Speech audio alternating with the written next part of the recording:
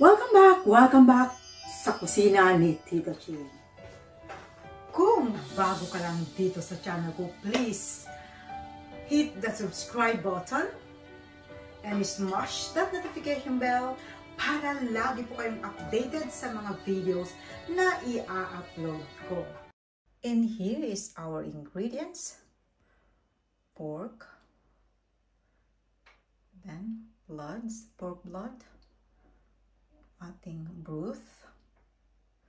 Pinaghiwalay ko yung laman at saka yung taba. Mayroon din tayo dyan tanglad, onions, garlic, ating sili, olive oil, sukang puti. Mayroon din tayong dahon ng laurel, ground black pepper, salt, at saka patis. So, optional lang yan kung gusto nyo pa maglagay ng patis. Okay, so, let's start cooking. Okay. So, ang ginagawa ko, kaya ko pinaghiwalay itong ating laman at saka yung ating taba kasi gusto ko palabasin ko muna yung ating yung kanyang mantika. Lagyan ko ng konting tubig, hot water, para mas mabilis. So, hayaan ko lang muna dyan na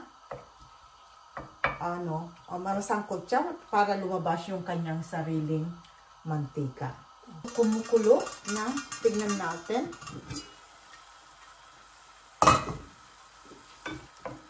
Brown na siya.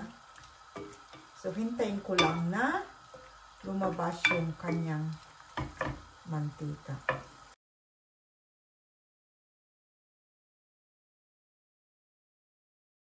Okay na ito, iset aside na lang natin. At tayo na magigisa ng ating bawang at sibuyas. Ayan. Okay na siya. So, uunahin ko na ilalagay yung ating onions. Ayan. So, ilagay na natin yung ating onions. Ayan.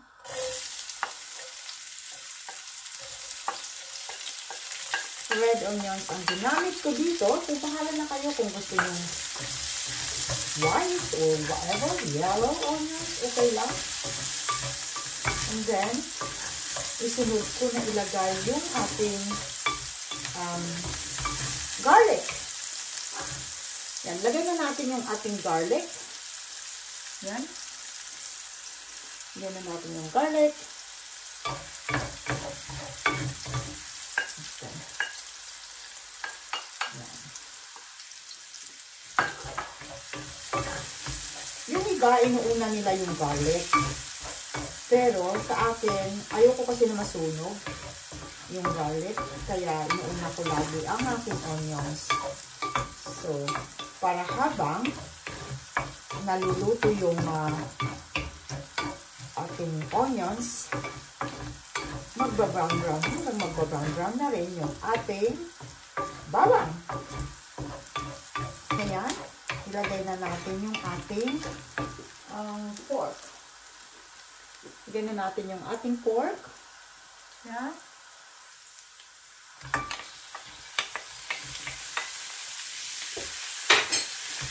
At hayaan muna natin na sumuot yung ating sumuot yung lasa ng bawang at sibuyas. So, yan lang natin yan. Siyempre, ilagay na rin natin, isama na rin natin na ilagay yung yung taba ba kanina na isama na rin natin.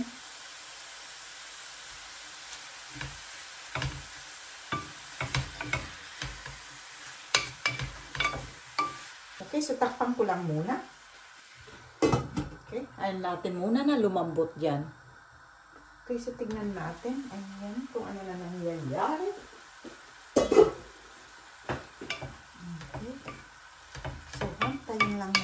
Hayaan muna natin dyan na lumambot. Na lumabas yung sarili niyang fluid. So, tinatawag na tayo ng ating lutuan. Ayan, kulong-kulo na. Kulong-kulo, ayan. Okay, yan. Dumadami na yung kanyang sabaw. Pero, hayaan ko muna siya dyan na lumambot using gamit yung kanyang sariling sabaw. Sabaw. Puro. Mamaya na. Okay. Ayan.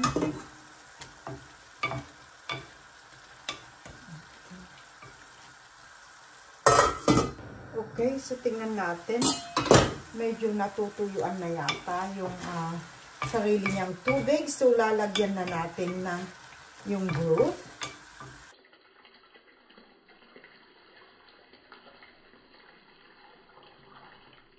Okay, so ayan, nailagay na natin yung ating broth. Isabay na rin natin na ilagay yung ating tanglad. Tsaka yung ating yan, pampawala ng lansa. Mukhang konti yung ating broth. Lalagyan ko ng plain water. Yan. Kasi, hayaan natin na kumulo ng about 20 to 30 minutes para talagang malambot na malambot yung ating meat. And then, kasabay niyan, ilagay na rin natin yung ating suka. Yan, yung sukang puti. Yan. Pero, hayaan lang muna natin dyan na kumulo. Huwag muna nating haluin. Okay? Ayan. Kumukulo na siya. Ayan. Okay, so pwede ko na siyang haluin. Ayan. At pahinaan natin yung apoy. At hayaan na natin siya muna na kumulo dyan. Ng kumulo about 20 to 30 minutes para malambot talaga yung ating meat. Ayan. Okay, so after 20 minutes, tingnan natin. I think malambot na yung ating meat. Ayan, so pwede na. Okay, so timplahan ko lang muna. Timplahan na natin. Lagyan ko ng konting paminta. Ayan. Lagyan ko din ng konting asin. Yan.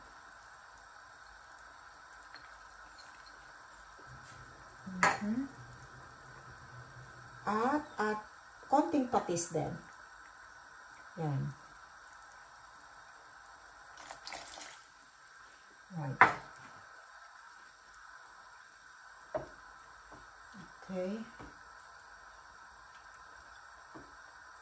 Yung some of this sili ilagay ko na rin. Doon natin kumulo.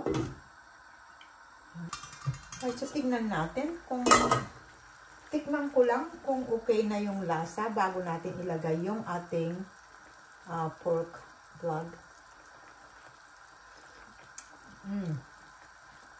I think it's okay. I like the taste, yung aftertaste ng tanglad, masarap. Nakakawala talaga ng lansa niya. Okay, so okay na. Ilalagay na natin yung ating pork blood.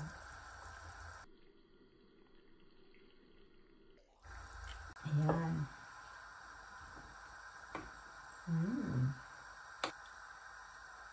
Okay, so lagay na rin natin the rest of our sili. At to neutralize the taste, maglalagay tayo ng konting sugar. Yan. Ating yan.